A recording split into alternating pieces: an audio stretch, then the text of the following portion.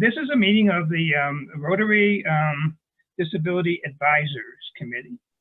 There is a difference between the committee and the club. And technically, the committee is to focus on Rotary and making Rotary more disability friendly, where the club is working more on world issues, human rights issues.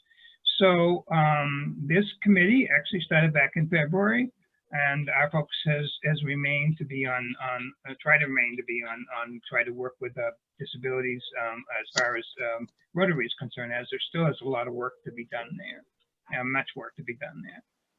But however, what we also do when we meet as a group here is we also try to bring awareness to ourselves on different issues, and we've been having different speakers that have worked on that to help us bring awareness of things that are going around the world. And as I have gone around and talked to different people around the world, I've run into people who are doing pretty inventive ideas of advocacy and helping out people with disabilities. And our speaker this morning, Anne, who is from Kenya. Are you there, Anne? Yes, I am. How are you? Very good. And she's one of those people who has been doing some innovative thinking as far as how she can help people, particularly with club foot. And I'm going to turn it over to you, Anne. Are you prepared to run your video, or do you want me to give it a try? You can share the screen with you. You give it a try, because I'm not able to share it from this PC. All right, hopefully I can do it. So, well, I'll turn it over to you, Anne, and talk about your organization and what you're doing and the type of things you're doing. And if I can run this video, I'll do it for you. So I'll give it a try. Would you like to start with that, Anne? So my name's Anne Oyo. I'm from Kenya, and I run a disability organization called Clubfoot Society of Kenya. I'm club-footed. I'm an adult. I'm 38 years. So my biggest challenge in the beginning, or rather as I grew up being a lady, was a sense of fashion. So in my adult age, I thought, why not have a society where we would have things running, in the essence that I would have someone to make for me a shoe privately. I would have someone work with me who's a disabled person and all that. But essentially, Clubfoot was created to bring in a sense of fashion, because we as club-footed individuals, what we get here in Kenya in terms of the kind of shoe, one, it's too expensive.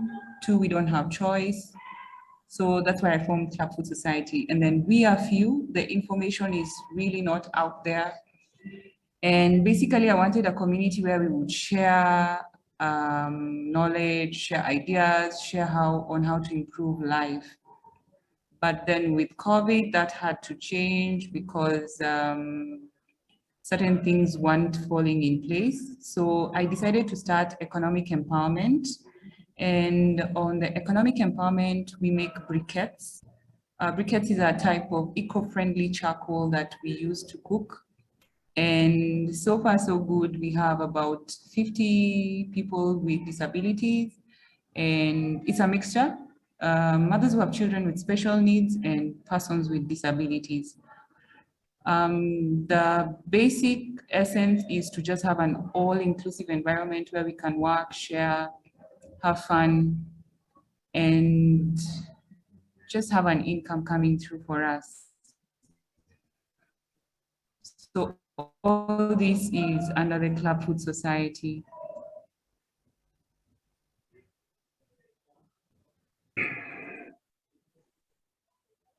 So Anne, how do you do that?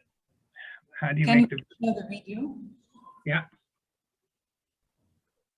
And my question Yes. is, how do you do that? You actually have a company that you create, you have a machine that makes the the briquettes? Okay. So the journey for the briquettes making started as in terms of how could we make money instead of how could I provide boots. So how could we make money so that people are able to buy orthopedic boots for themselves? So I got someone to help me fabricate a machine. This machine basically helps produce the charcoal in terms of a ton per day. And out of the sales proceeds, we pay ourselves, and we have a small savings, like a merry-go-round where we save 50 shillings a day. So this goes back into the society, and it will help us like every month to be able to buy boots for 2 or 3 people rotationally. I'm hoping to like basically out to grow it bigger. So what we added is another skill is for the women, the ones who are really able to be able to fabricate machines, to be able to make machines, not fabricate, to be able to make machines.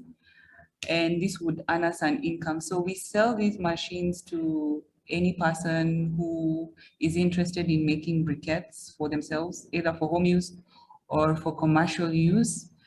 And we are adding a training aspect in terms of you just don't buy the machine, we train you on how to make the briquettes. So that will also be a plus for us. The only challenge is briquettes is a little bit new in the market. So the uptake is a little bit slow, but so far so good, at least in terms of sales proceeds from the briquettes. And you said you have 60 people working for you, and they're all with disabilities, right? 50, 50, 50. 50. Okay. And Yes, so 50. you're teaching them all the skill. You're teaching them all the skill. Is that correct? Pardon? You're giving them employment and you're teaching them a skill. Is that correct? That's Yes, one of the goals of your. employment and giving them a skill, yes, yes. Is this throughout Kenya or in a particular region or village in Kenya where you're doing this? Basically, I can call it like a small town. Okay, it's within Nairobi in a county sort Nairobi. of. I'm sorry. Yes, so for now, we are just dealing in that particular region. I've not been able to like push it somewhere else because the financial implications are a bit high. So I was trying to see if every 4 months or every 6 months I'd roll it out in a different region. Mhm. But that's basically dependent on this first one that we are doing. Do you need to find someone who is good at business, good at entrepreneurship, to make it really work well as a quote unquote business so that it's not losing a lot of money and so that it's maybe expanding and growing and serving more people over a period of time? Please repeat, I didn't get the last part. Oh, I was wondering if it's possible to train people to expand the society to other parts of your country and to other countries too.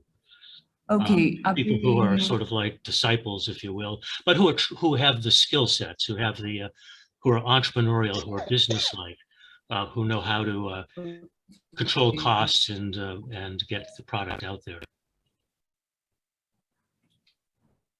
Currently, we are just 2 people in the society, and the other person has an 8 to 5 job. So it's a little bit hard to put her to this kind of engagement. She helps me with the media stuff and all that.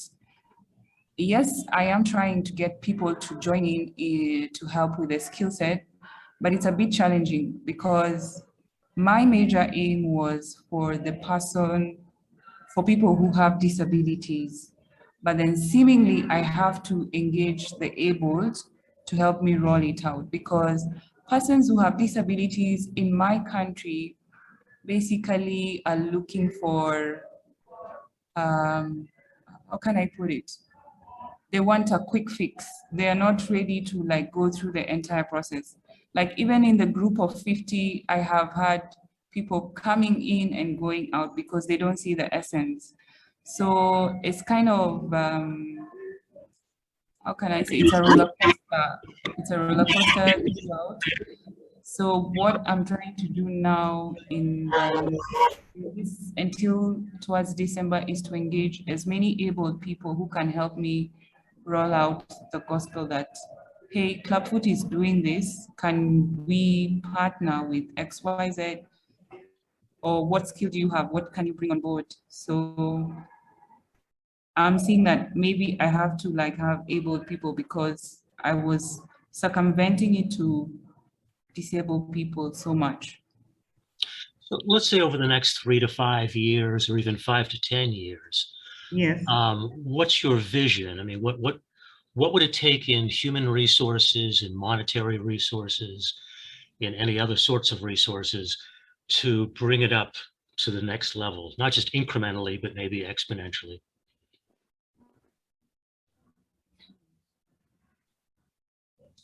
Do you want it in terms of cost or you want it in terms of people resources? Both costs, people resources, natural resources, if that's necessary. Okay. In terms of people resources, okay. As I said in the beginning, the basic aim was to have each and every, okay, not each and every, is to have persons who have clubfoot to get economic empowerment. But then I noted there's a challenge when I circumvent myself to club-footed individuals. So I opened it up to have anyone who has either a child with a special need or is a person who has a disability, apart from those who are visually impaired, because one, it's a machine that we are using. So a visually impaired person would only be able to do for me either labeling, office work, reply to emails and all that. So basically, in the next 5 to 10 years, what I'm looking at is have a community around persons with different disabilities working for Clubfoot Society to earn an income for themselves, such that they're able to buy assistive devices and not depend on the government so much. I guess it will take quite a bit of a chunk of help from abled and and disabled. So basically it's just a goodwill.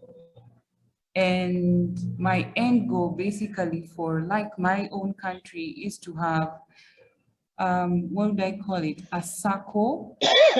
SACCO is sort of like a bank where disabled people can get loans, disabled people can buy land, disabled people can do all these other things that the abled are able to do, because as a disabled person in this country, there are various challenges, even in terms of getting access to education, just even the basic food needs and all that. So it sounds like it would be similar to what Mohammed Yunus does in Bangladesh with his microloans. And he basically has a bank that, I think it does it either interest-free or very low interest. Yeah. Something of the sort for the disabled people in my country. Because oftentimes people only need a US $100 or $200 to get a business going, for example, or to buy the equipment they need.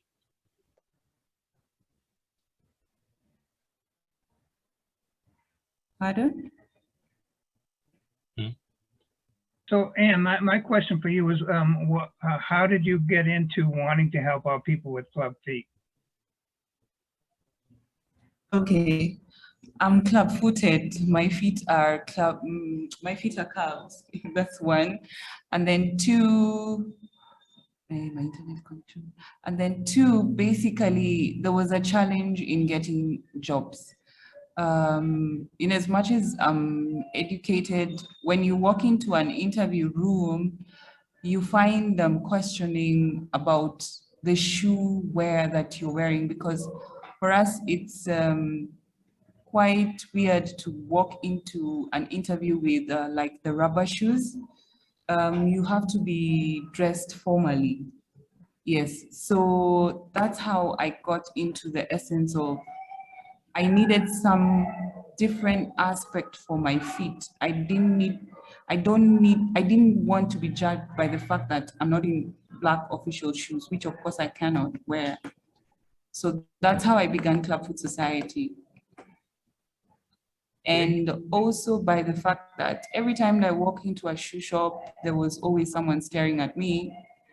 It felt quite uncomfortable because by the fact that my feet are bowed and I want to like pick a shoe, they would look at you and try to think, oops, she's going to mess up our shoes. So that's why I began Clubfoot, to have a bit of privacy in terms of my own shoe and other people's shoes.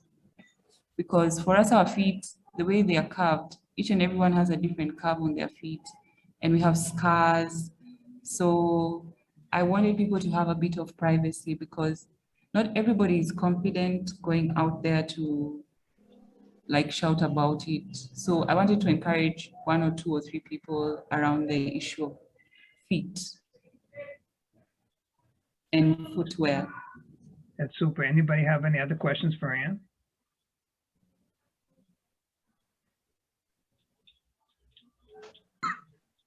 And this is Jeremy from Cape Town in South Africa. So I wanted to say congratulations. I know it seems like you have many challenges, but I think what you're doing is an excellent thing. I think it's very important that, I mean, I love the way that you've structured this business in the sense it's a genuine social enterprise where, you know, you are trying to have an economic solution to something. And I realize it's tough, but I think you're really onto something, and I think it's an extremely good idea. And I also realize that this is so important from an awareness point of view and an awareness raising point of view, what you're doing, because the stigma associated with club-footedness, along with so many other disabilities, is really where the struggle lies. And if you can raise greater awareness in your community, that hopefully will alleviate unnecessary suffering. But I do love the social enterprise angle, where you've got a little business, which, I mean, it may not seem big at the moment, but it may very well work down the line. And perhaps somebody, you know, perhaps this can grow. Perhaps some of the challenges can be met. So I just wanted to say well done. Thank you, Jeremy. Sure. Great. Well, thank you, Anne. We can. Can I say something, Ken?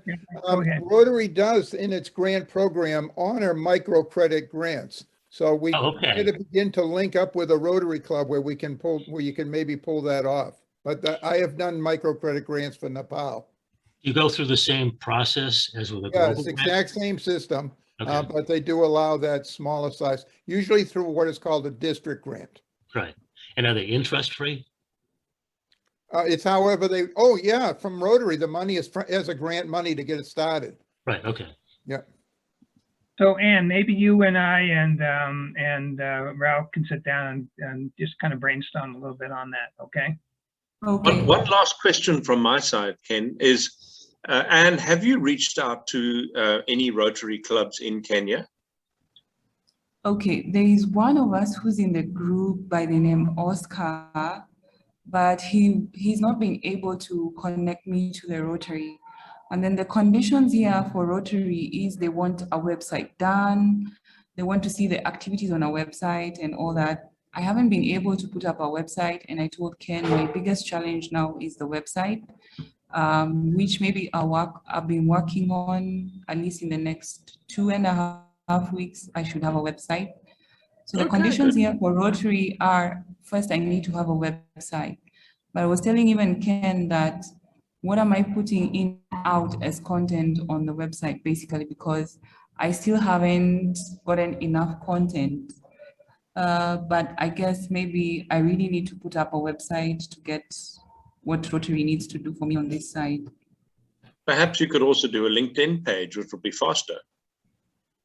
My LinkedIn has information. I just need to update it on the recent briquettes making project. Yes. That's what is not there. Okay. Yes. So are you saying that the Rotary clubs in Kenya won't talk to you unless you've got a website? The two ladies I have contacted, and first they required me to have a website, and they wanted the website as a key thing to see the activities there. So I was like, I don't have a website, I have a Facebook page. And they were like, that's not genuine enough. So I had to maybe wait until the website comes up. Okay. There was also somebody by the name Oscar in the group who was supposed to have given me a contact for a Rotarian, but he hasn't come forth with a contact. And I've also not been able to push him around because I also have to do the marketing. I have to figure out what next. Because now if I'm to push the brand a little bit faster, I needed maybe branded bags. I needed to do a bit of marketing on social media. So I don't have time to follow up on the Rotary issue. Sure. Okay. I'm guessing they'll find me ahead. If it's a website, then I'll have to wait another 2 weeks to finish that up. And I have two Rotarians I'm going to put you in touch with. One is Lorraine. She's the president of the Rotary of Karen. And Okay. also there was another woman, Saum, who runs an event every year, which brings in 10,000 people with disabilities into the event. So I'm going to put you in touch with her too. So maybe that one of the two of them can help you. All right. Thank you. Okay. All right, thanks. I'll see what I can do from my side as well. I've got some new contacts now, so I'll see what I can find out. All right. I'm looking forward to chatting about the grants with you. All right, Ralph, thank you. All right, Thank great. you, Jeremy. Thank you, Any Ann. other questions? Okay, well, thanks, Ann. Why don't you at some point share with us your contact information, either put it in the chat or we can send it out later on so people can get in touch with you. Okay? Okay. Okay, sounds good. Okay. And I want to kind of turn this over to Eduardo because this whole group started out in February with 4 people, part of our history.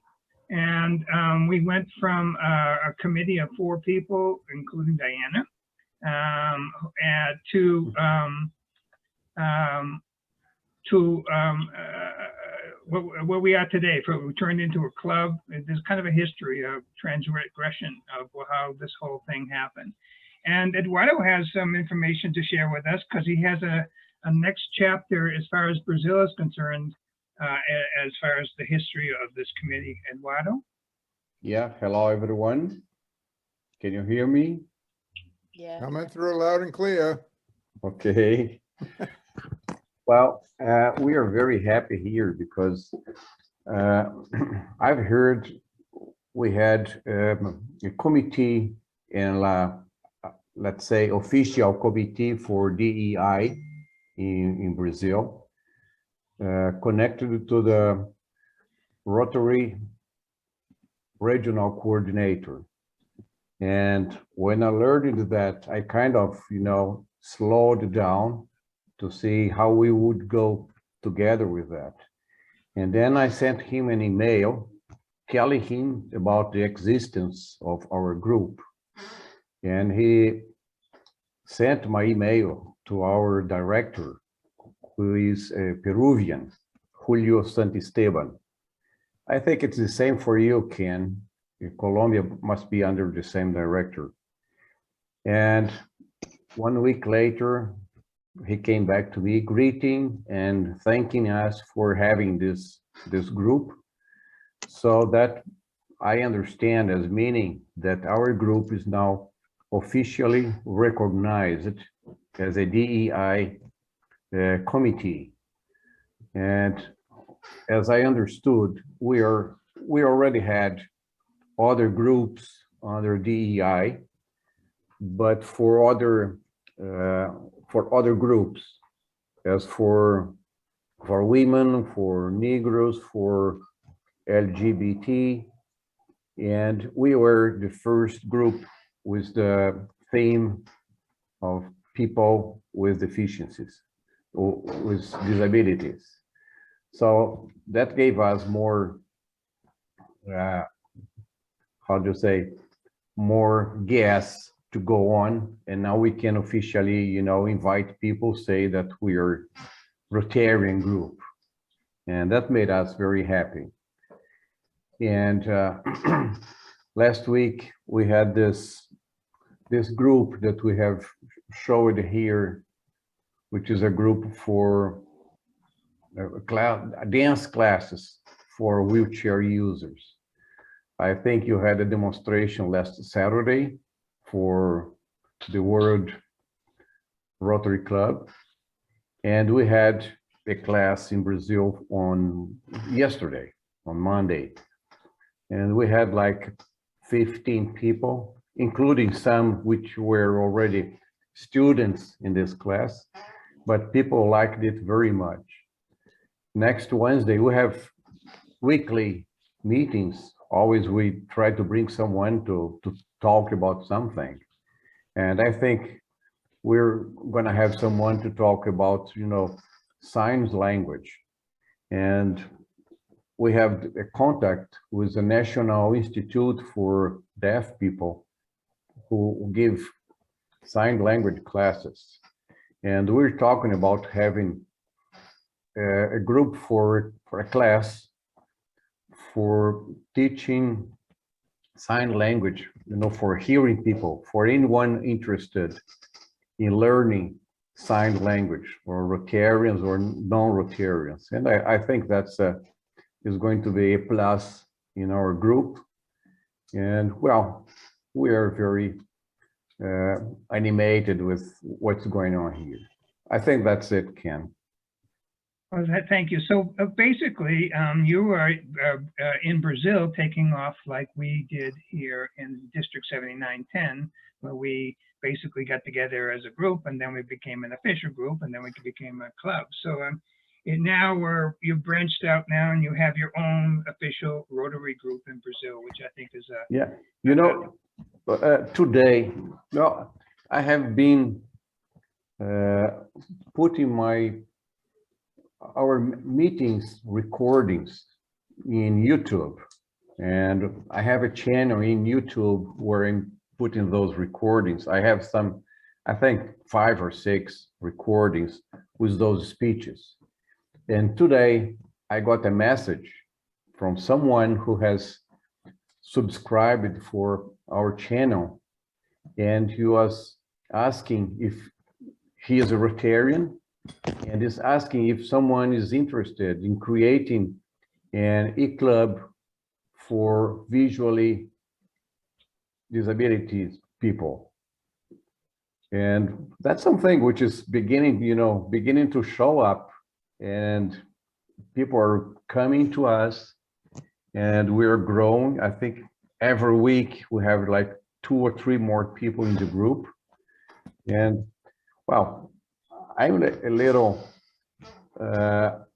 worried because I'm losing control of this group, because there are many people in the WhatsApp group who can add more people.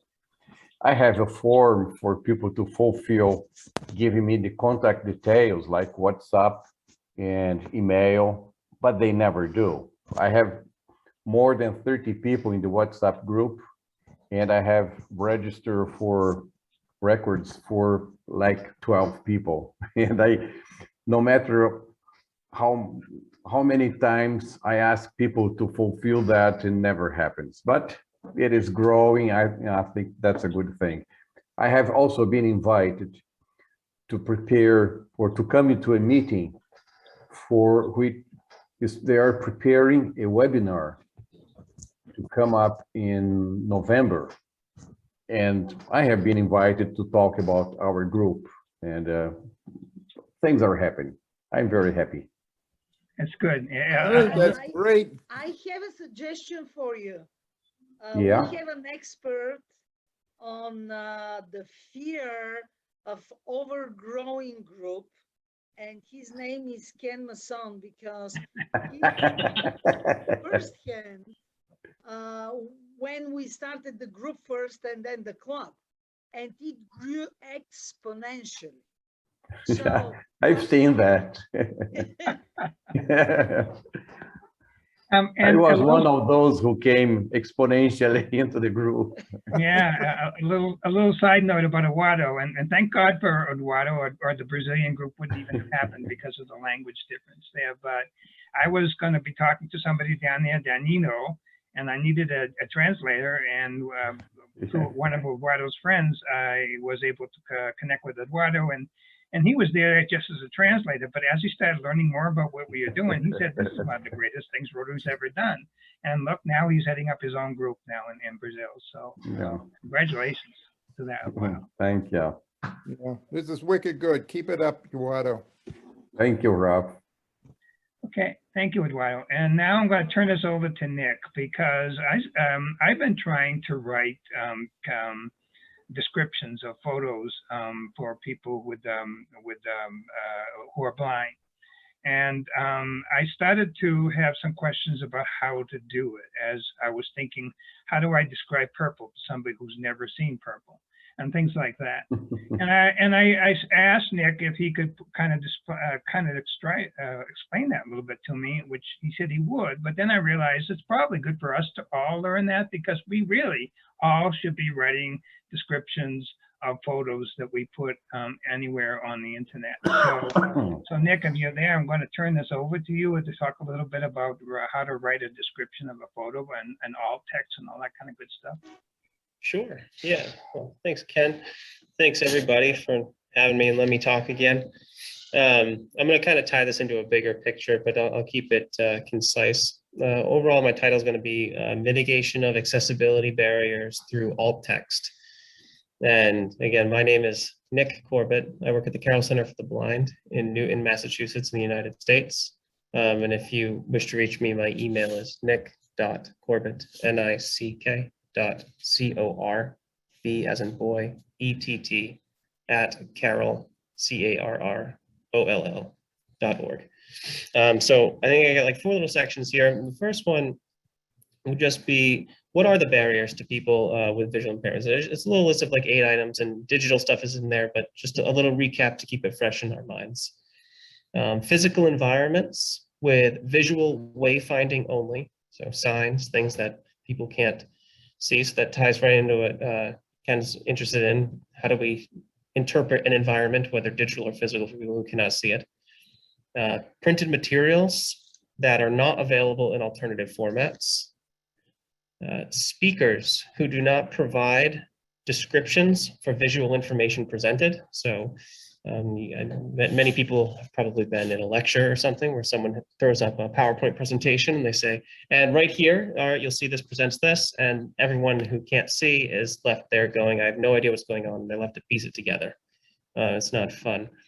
Lack of text alternatives for images, controls, and other structural elements. So this is particular to digital environments, and that will be what I'll kind of go into a little bit more. Let's cover like 3 more little main barriers to people with visual impairments or blindness. Text, images, and page layouts that can't be effectively resized. So many people who are blind or visually impaired can still see, but if you zoom in on a page and we lose content, we lose functionality, and then there's a barrier. Video content that does not have text or audio description alternatives is another barrier. And also insufficient contrast between foreground and background colors. And finally, websites or web browsers and authoring tools that do not provide full keyboard control. So as you can see, there's quite a few barriers for people with visual impairments when it comes to the digital environment. And pictures, images is just one of them. But what is alt text? What is this thing that we're going to propose as a solution to at least the graphical representation of stuff to people who cannot see stuff content? So alt text is also commonly referred to as alt tags or alternative descriptions. And there's 3 main things we can look at it as, and there's different roles. It's not just useful for people who are blind or visually impaired. First of all, If you are on a website that does not load quick enough to load the images on a user's screen, alt text is what appears. It's what appears in place of the image when the image fails to load. Imagine you're in a place, a city, a country, a state, anywhere in the world with poor bandwidth. You want to make sure everyone can access your content. Alt text allows them to get that information when their internet connection isn't sufficient to load your pictures. Our main focus, though, is screen reader descriptions. So alt text is text that is kind of hidden from the display, I believe, until the screen reader encounters a picture, and then it reads that alt text out to the screen reader user.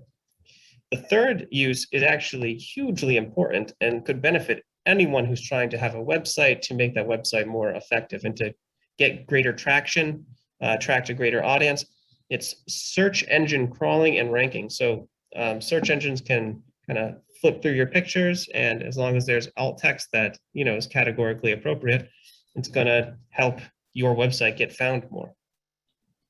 So that's what alt text is. Now, when we're writing alt text,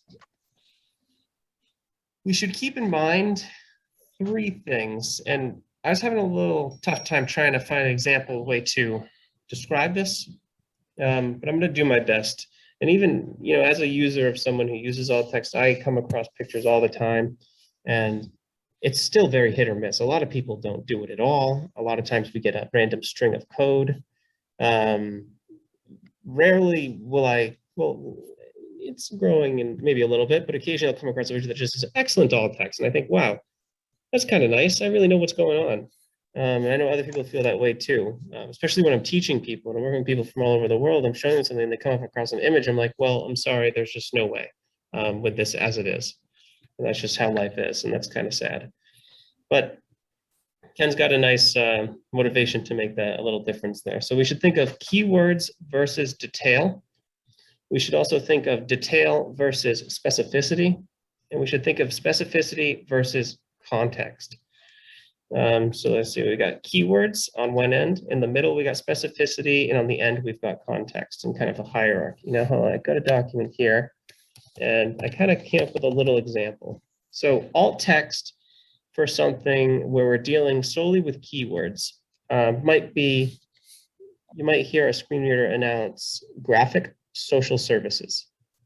Now that gives us context, tells the graphic is something to do with social services, something we might see on like a Rotary website, but it doesn't really tell us what the picture is. We've left the blind and visually impaired audience out of the meaning of that picture, and all they know is social services.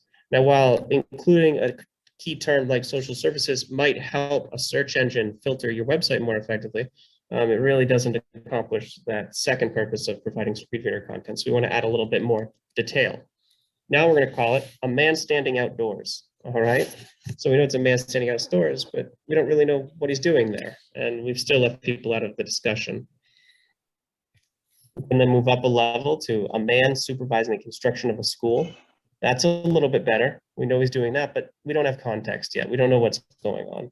Finally, we reach an alt text, line of text that is quite good, and that would be a Rotary member helping to build a school in South America. And that could be a alt text attribute. So you want to make sure that you are incorporating maybe a little bit of your keywords that cover your cause, but you don't want to just throw them in there. It can end up making an alt text attribute quite kind of meaningless and a little clunky. So keywords when appropriate, not necessary. Add a little bit of detail, kind of bring some color to it. Color, just detail, like imagine, make it a little exciting, catch the eye. Be specific so we know what's going on a little bit more, and bring context. Let the cause seep into the description. Breathe life into the painting that you've drawn with words. Now, this might be kind of hard to do given a couple of these next things I'm going to say. But best practices. So what can we do best? Well, describe the image and be specific. That's number one. I've said that, but it doesn't hurt to say it again. Add context that relates to the cause, or relates to the page, the web page, or a message, wherever you're posting. Number three, keep your alt text fewer than 125 characters. That's not very long, and I've seen some alt text quite longer than that. I don't know if people, it really varies from person to person. I mean, occasionally I've come across a very long alt text attribute, and I've enjoyed getting the context. Other times I'm just trying to get something done and not really interested in listening to it for too long. But that's kind of from person to person. But I think if we have a general rule, concise, to the point, descriptive, 125 characters, that'd be great. Don't waste any of those characters writing a picture of or an image of. Screen readers will announce to screen reader users that it is a graphic. That's just built right into the code. So it will say graphic and then your alt text. So never waste your characters on that. And this one, I think I said this earlier, but assign your keywords, but not all the time. And perhaps choose maybe a photo on a website or something that is most representative of your cause, to throw your keyword in that one. But don't throw it in every image. Just be a little overwhelming. Could you clarify that with the keyword and the image? Yeah, like what if we have the Rotary and we have a bunch of pictures on the website and we're throwing the word, we have an image of someone building something, let's say a school again. And someone decides to write the alt text for that as social services, advocacy, community, helping, advancement. And they just like keyword blasted the image. So it's overkill on keywords. Yeah, yep. Loses the whole, I don't know, impact. Right. It might help the search engine, but it really gives very little to our audience. And I think it even confuses the search engine, I think, a little bit. And any story that accompanies the image would also have the keywords in it too. Sure, yeah.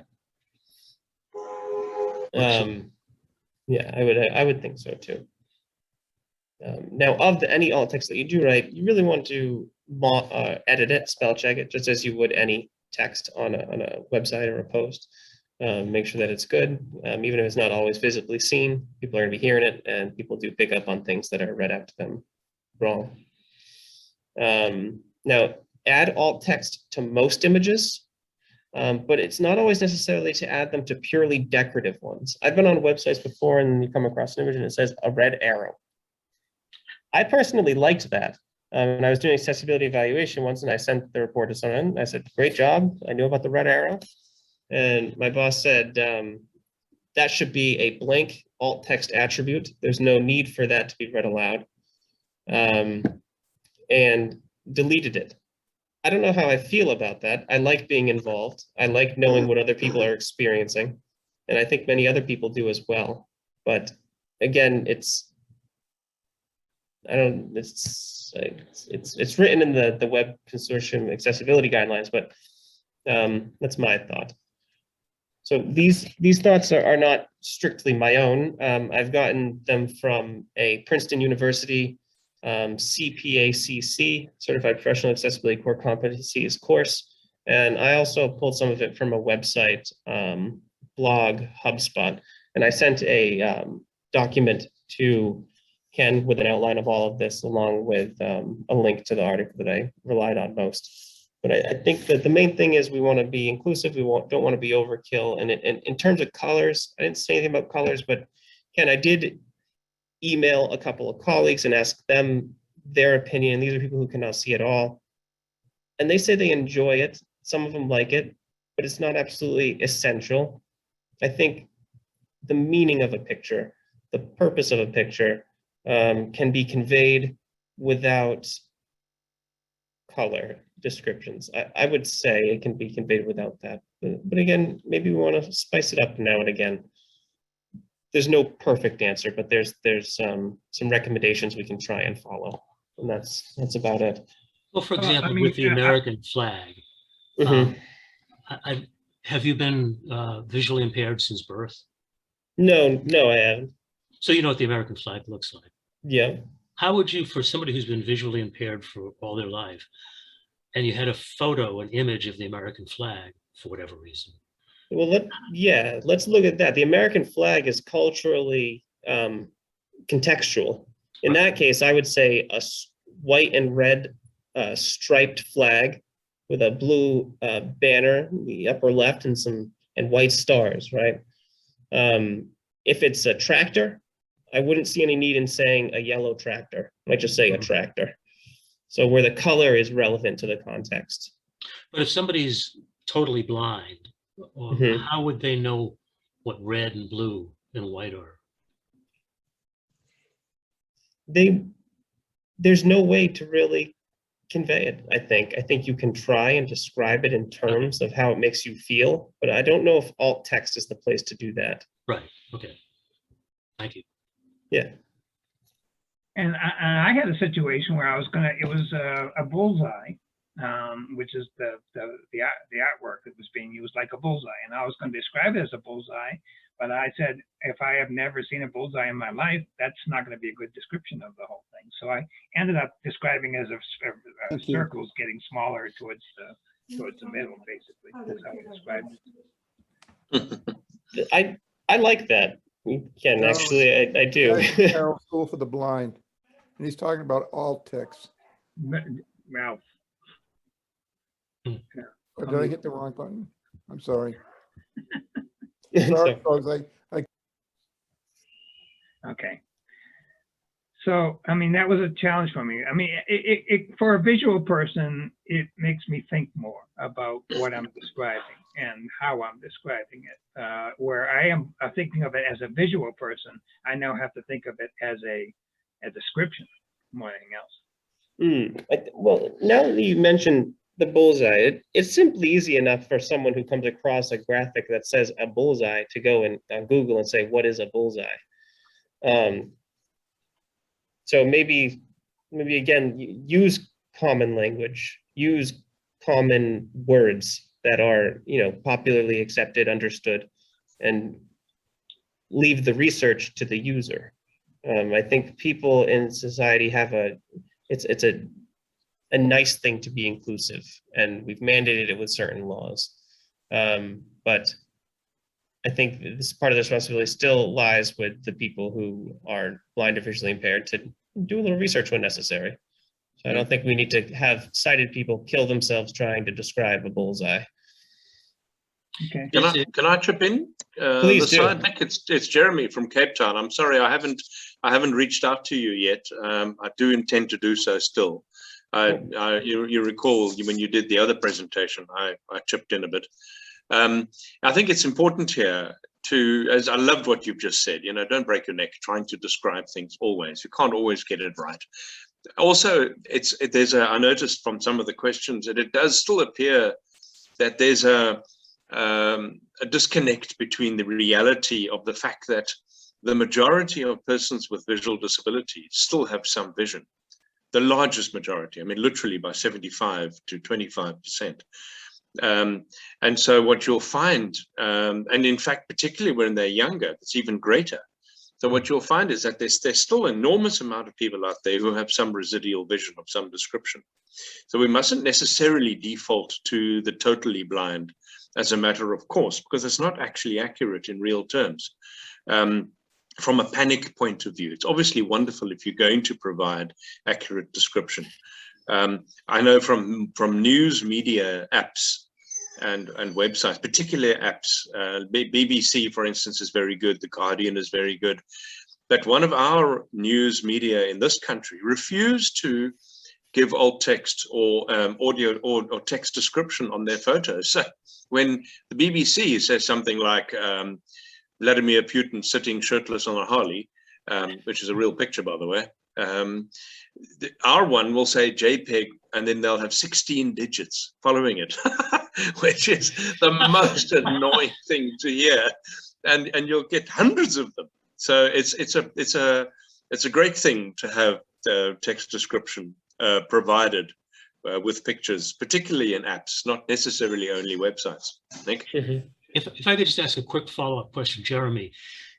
If most people who are visually impaired do have vision, is that also true for people who are hearing impaired? Do most people have the ability to hear something? Absolutely. And this is one of the greatest myths out there, is that much of the advocacy and energy for the deaf is dominated, in fact, by the profoundly deaf, but they are not the majority. I'm not criticizing them, they do great work, but the majority of, let's call them hearing impaired, which is already a controversial term, are in fact hard of hearing, which is another controversial term, sadly. So the profoundly deaf, very much like the totally blind, are a similar sort of percentage, somewhere between 20–25%. It depends on the country, by the way, because if your country is developing or in fact very poor, let's go back to blindness, you will have more blindness than necessary. So my country, for instance, has an extremely high rate of what's called preventable blindness, because we're a very large country, not large in your sense, but we're twice the size of Texas, with 60 million people, just to give you an idea, and very rural. And so if somebody is in the deep rural area and their child gets glaucoma and they have no access to primary health care, that child will be unnecessarily blinded. And it could be the same for cataracts or diabetic retinopathy, which is a great shame.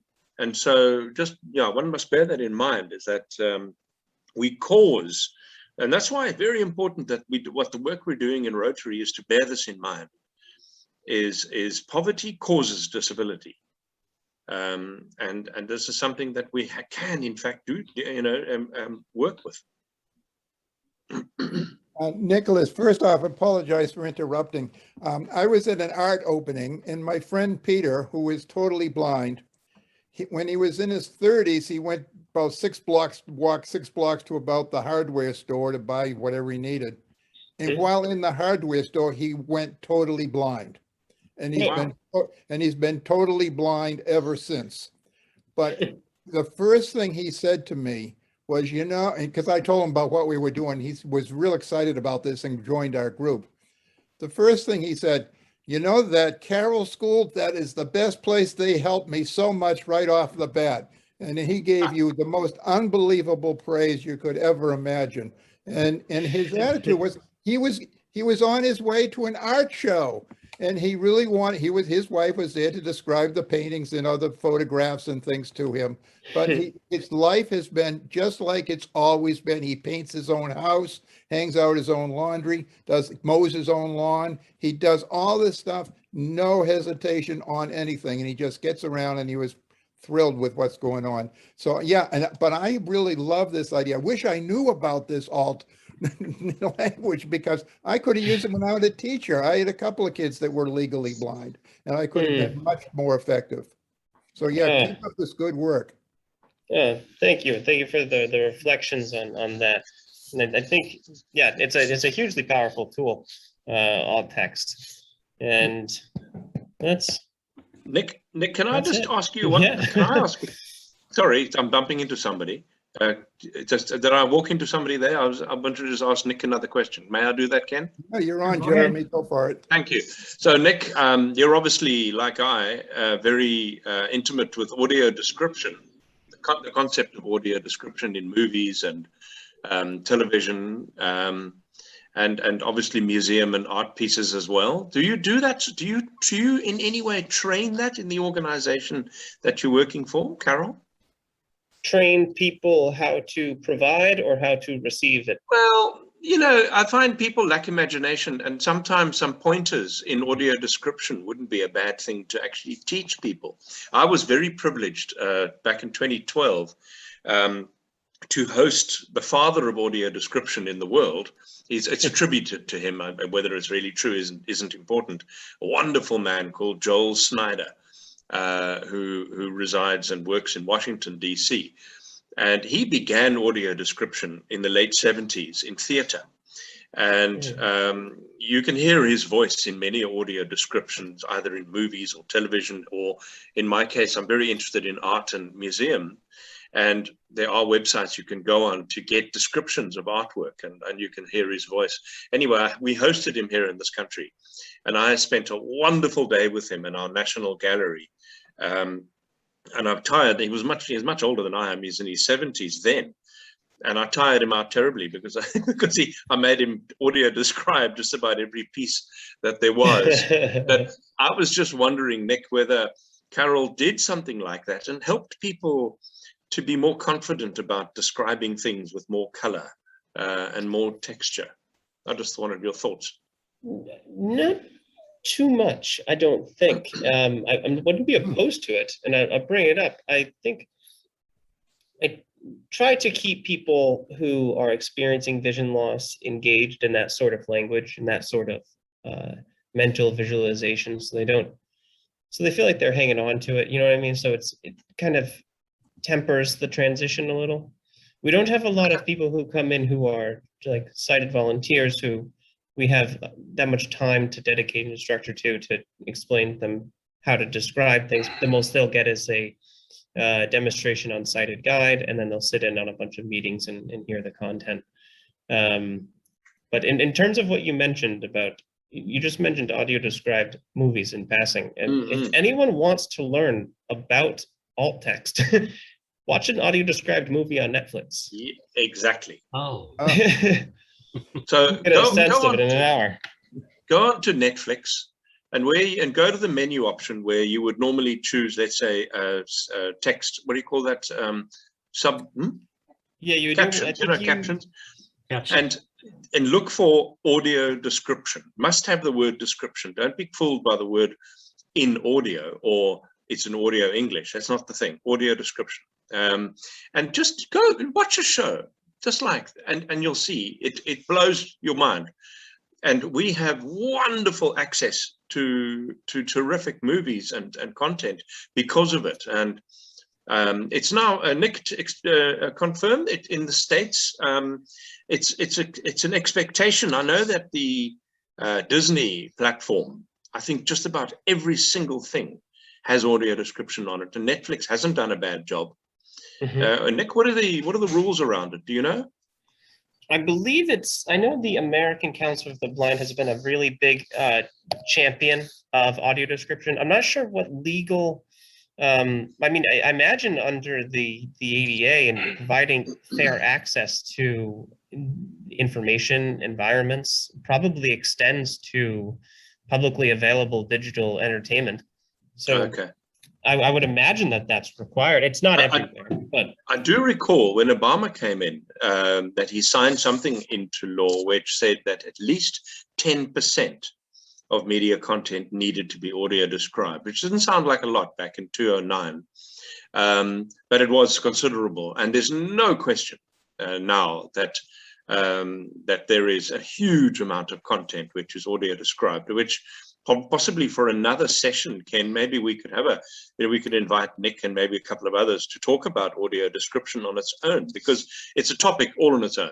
There's a great deal to talk about, and I'll give you a hint, is that now that it's mandatory, what we're seeing, Nick, I'm not sure if you've noticed this, but I've actually noticed that there are sometimes rather poor audio description offered. Nick, have you noticed that?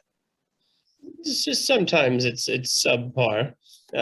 Sometimes it's very good. I'm not much of a complainer when it comes to it, but I can see where people might feel a little gypped now and again. Yeah. Nick, yeah.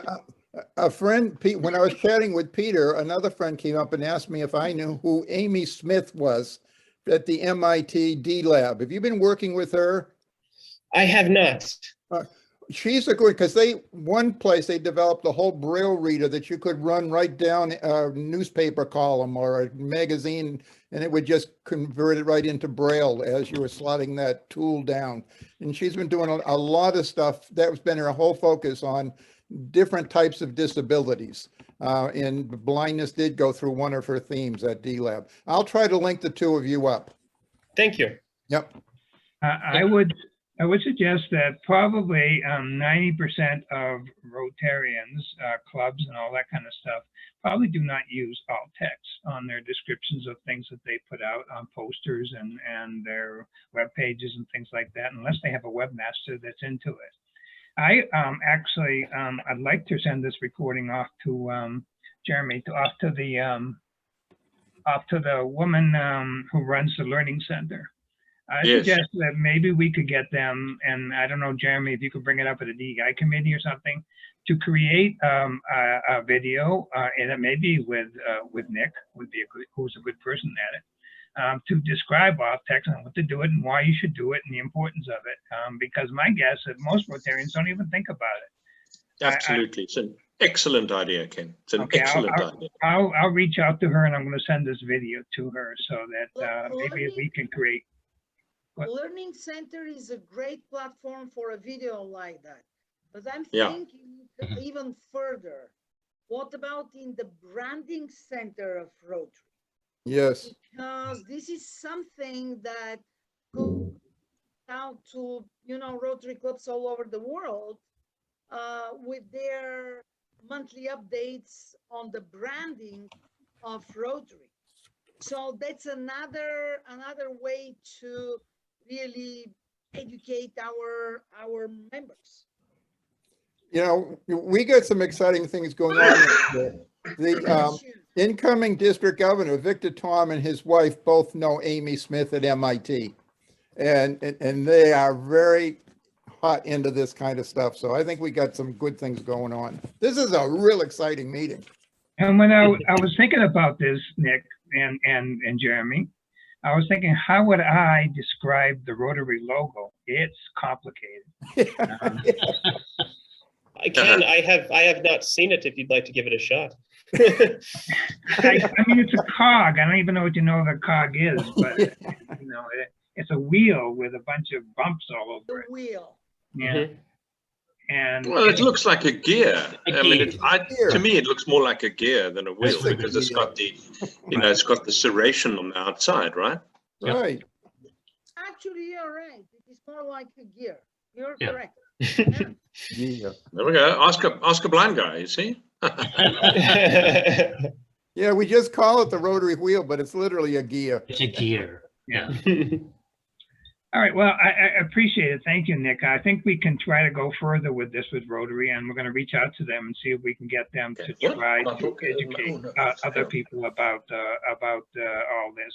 I think it's important that they do that. I see even on the WhatsApp groups, which are all pretty much disability advocates, they do not describe their pictures or the posters or anything like that. So if we can even start with our own group, we can try to get them, encourage them to do more of that when they do it. So, Ken, could I just jump in with one quick question that hopefully has a quick answer? yes, go ahead, Steve. Okay, Nick, I was a journalist for many, many, many years, Mhm. and we use something called the Associated Press Style Guide. Is there an alt text style guide? An alt text style guide. Not not something that's like universally like prescribed. I don't think so. I think there's recommendations. Right. Yeah. Perhaps in our work with Rotary and trying to come up with something, we could draft one into a policy. Maybe you could write one and become a bestseller. Hey, I think we ought to take this one on, Steve. Well, actually, I'd like to send you one of our newsletters where I try to do descriptions of images and have you look at them or read them to see if they work. Yeah, sure. Two thumbs up or two thumbs down. Yeah. All right, well, I appreciate you all. We're past our hour, and I appreciate everybody, all the speakers today and all the information today. Just really, really quick. In addition to what we're doing in Brazil, we're working in Kenya and in Uganda to possibly set up Rotaract cause-based Rotaracts in both of those countries. It's in the initial stages at this point, but we have people who are interested in doing it, so we're moving forward with that. We're exploring it. It's not something for sure yet, but it's quite possible to have that happen. It was one of Jacqueline Wilson. Jacqueline Wilson's interested in that too, from Egypt. So we'll keep talking with her about that. Hopefully, we can get that one moving forward too. I have her in touch with Tom Gump on that. All right. We are continuing to work on a web page. We have Peter working on that. Peter is a really busy guy, so he gives the time to it that he can do it. But our goal is to create a web page that we can use that's totally accessible, and then to create a template that other Rotaries can use to create their web pages around it for accessibility on that. We want to continue to work on a speaker program. We'd like to get out and reach out to different Rotaries with different speakers on different subjects. I know Jeremy's Opperman has been expressing interest in that. The other Jeremy Warner has expressed interest in that also. So we really want to get, there are a number of people who want to be part of that speaker program. So we will try to work on getting that going. We had talked about, Steve and many of us had worked on a marketing plan on this. Steve's been after me to get the thing, go back and focus on and get it done, and we will, and those interested we'll invite to come talk on that. But one of the things we talked about in that was creating an accessibility officer on that, somebody who would oversee the club and make sure that their club is accessible and inclusive for people with disabilities. So I threw that out to the club a couple of days ago to kind of get the conversation going. And I told Ralph I'd like him to be the first accessibility, not officer, manager in the history of Rotary. So he'll start it. We are looking at in January to do a webinar on encouraging people to be advocates. It's not only advocates, I think, in the community, but we could encourage people to be advocates within Rotary too, to try to make change for people with disabilities. So we're kicking that around. So unless anybody else has anything else comments to make, we'll end this meeting with the bell. Ding. The only thing I'd jump in, and my screen froze in terms of the controls. Can you save the transcript? Because what I'd like to do is when we post this video on YouTube, I can also have a link to the transcript. Okay, sounds good. I can't save the transcript because all my buttons are frozen. Okay, all right, thank you, I'll do that. Thank you. And thank you, everybody. The learning opportunities, it's really good. Right, and it's nice that we have this recorded, so those who are not here have an opportunity to see it too. So thank you all. Thank Yeah, you. great meeting. Thank you. Almost. Thank you, Nicholas. Great job, Nick. Yeah. Of course, thanks. Thank Thank you, Ken. Thank Bye-bye. Bye. Bye, Ann. Bye. you. Bye.